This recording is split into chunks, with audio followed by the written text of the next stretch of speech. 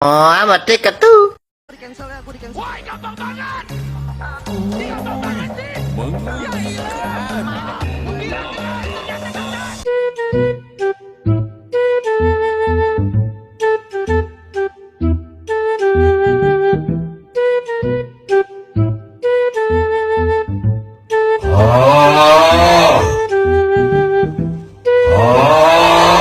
Oke, waktunya. Serius.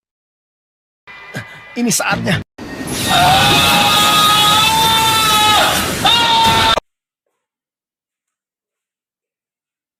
Assalamualaikum warahmatullahi wabarakatuh. Ya, jadi di sini saya akan menjelaskan apa sih itu kelompok sosial. Wait a minute.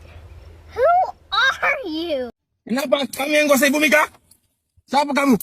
Coba kamu siapa?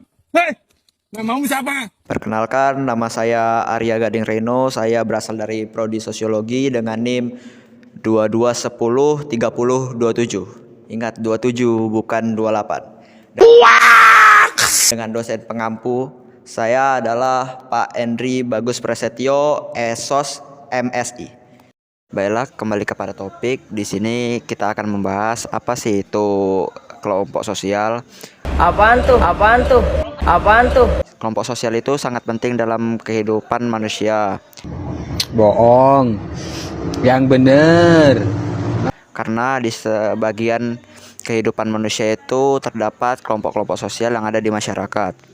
Jadi kelompok sosial itu adalah sebuah himpunan manusia yang hidup bersama dan saling berhubungan, di antaranya ada hubungan timbal balik dan saling mempengaruhi.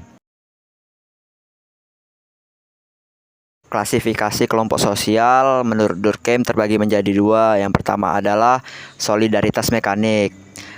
Solidaritas mekanik ini adalah di mana suatu kelompok sosial yang masih menjunjung tinggi nilai kolektivitas kelompok, di mana suatu anggota kelompok dapat mengerjakan peran yang dimiliki anggota kelompok lainnya.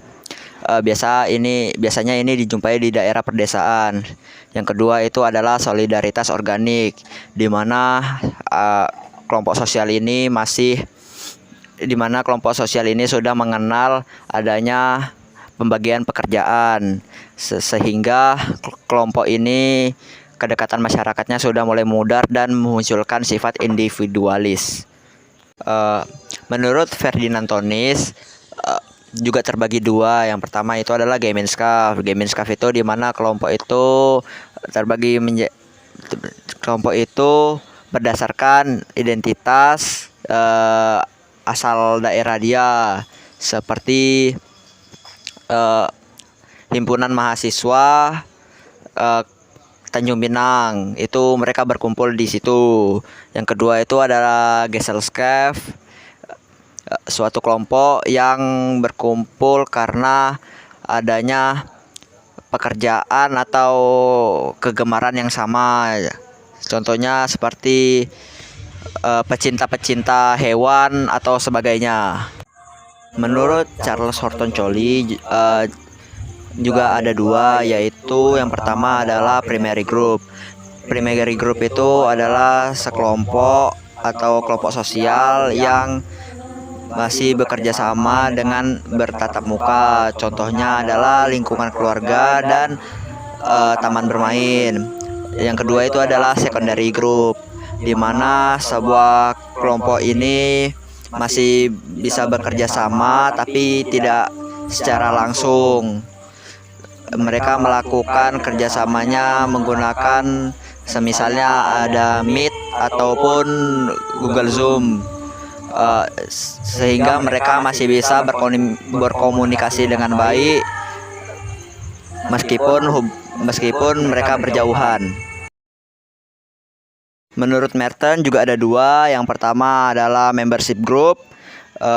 Membership group itu seseorang secara fisik tergabung ke dalam kelompok tersebut. Contohnya adalah seseorang yang tergabung ke dalam HMJ atau himpunan mahasiswa jurusan ketika dia sudah tidak aktif, akan tetapi statusnya masih bersifat himpunan mahasiswa jurusan tersebut. Yang kedua adalah reference group. Reference group ini adalah kelompok di mana kelompok ini menjadi acuan seseorang yang bukan ada di kelompok tersebut untuk menjadikan pribadi dia. Contohnya seperti seseorang atau orang yang menirukan gaya seperti polisi. Ingat, polisinya bukan Ferdi Sambo ya. Yang terakhir ada bentuk-bentuk kelompok. Yang pertama itu adalah kelompok formal, yang dimana kelompok masyarakat ini memiliki legalitas dan keabsahan yang jelas. Contohnya ada sekolah, universitas, dan DPR.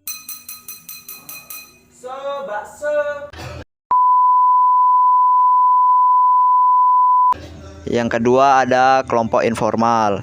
Kelompok ini adalah kelompok masyarakat yang muncul akibat adanya hubungan sosial yang terjalin dalam kelompok formal. Contohnya itu ada kelompok belajar, kelompok teman sebaya yang sekarang bisa kita sebut sebagai circle.